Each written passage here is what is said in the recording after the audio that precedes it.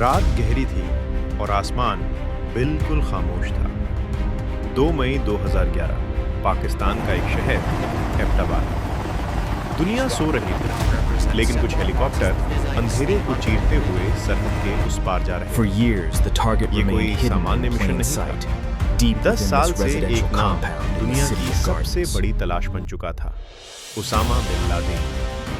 11 सितंबर 2001 को न्यूयॉर्क के आसमान में उठता धुआं, गिरती हुई इमारतें और हजारों जिंदगियां जो एक ही पल में खत्म हो गई। उस दिन के बाद अमेरिका ने एक खामोश कसम खाई थी कि इस आदमी को ढूंढना ही होगा। लेकिन ओसामा बिन लादेन जैसे जमीन में समा गया था। ना कोई फोन कॉल, ना इंटरनेट, ना कोई सीधा सुराग। सिर्फ एक छोटा सा संकेत मिला, एक कुरियर, एक आदमी जो बार बार एबटाबाद के एक अजीब से कंपाउंड में आता जाता था। वो घर आसपास के बाकी घरों से बिल्कुल अलग था।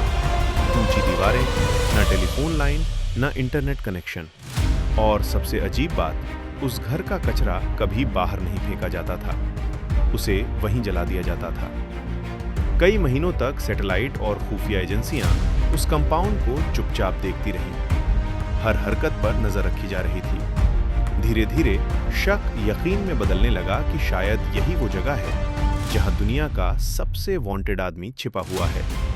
फिर एक रात फैसला लिया गया। मिशन का नाम रखा गया ऑपरेशन नेपच्यून स्पीयर। रात के अंधेरे में अमेरिकी नेवी सील्स के हेलीकॉप्टर पाकिस्तान की सरहद पार करते हैं और सीधे उस कंपाउंड की ओर बढ़ते हैं। लेकिन वहां पहुंचते ही एक हेलीकॉप्टर नियंत्रण खो देता है और कंपाउंड के अंदर ही क्रैश हो जाता है। इसके बावजूद मिशन रुकता नहीं। नेवी सील्स दीवार पार करके अंदर घुसते हैं। अंधेरे गलियारे, बंद दरवाजे और हर कदम पर अनजान खतरा। कुछ ही मिनटों में वे इमारत की सबसे ऊपरी मंजिल तक पहुंच जाते हैं। वहां एक लंबा सा साया दिखाई देता है और फिर कुछ सेकंड के अंदर गोलियों की आवाज गूंजती है। रेडियो पर एक छोटा सा संदेश भेजा जाता है, टारगेट कंफर्म। 10 साल तक चली दुनिया की सबसे बड़ी तलाश सिर्फ 40 मिनट में खत्म हो जाती है। ओसामा बिन लादेन अब जिंदा नहीं था। बाद में उसकी बॉडी को अरब सागर में दफना दिया गया ताकि उसकी कोई कब्र या यादगार न बन सके। लेकिन समय के साथ कुछ सवाल आज भी बाकी हैं। क्या पाकिस्तान को इसकी जानकारी थी? क्या ओसामा बिन लादेन सच में इतने सालों तक दुनिया की नजरों से बचकर वहीं छिपा रहा?